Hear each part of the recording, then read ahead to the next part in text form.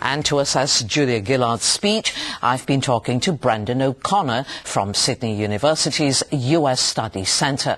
I asked him whether all the high praise was just politeness or something more.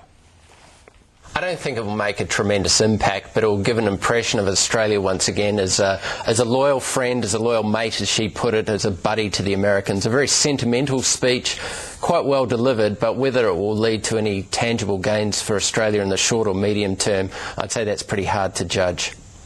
What about an impact on Australian-US relations, especially when it comes to trade, opening the American markets to Australian goods?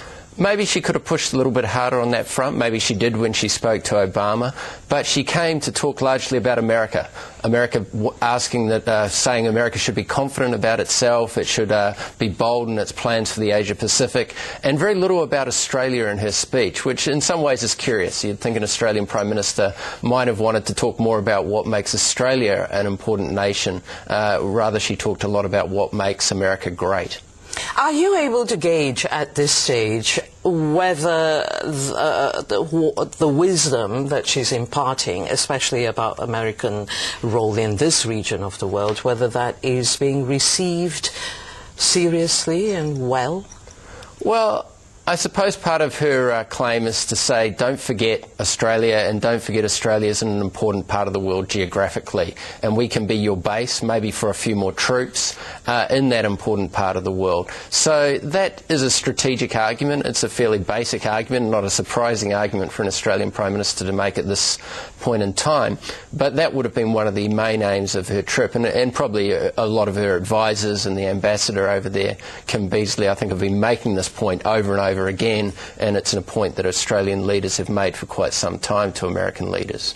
And talking about troop and military commitment, Afghanistan, did that come up? Oh, of course. In the discussions with Obama, I imagine that was pretty central. Julia Gillard has famously staked Australia to stay in Afghanistan maybe even longer than Obama has promised that the Americans would stay there. So I think that would have had to have been seriously talked about. We read this week that Australian aid commitments in Afghanistan are costing about 6 times as much just to keep the troops there as are being spent on aid and development in Afghanistan. So once again, serious problems there, a lot of corruption. So of course that issue had to be discussed. Brendon O'Connor, thank you so much for coming in. My pleasure.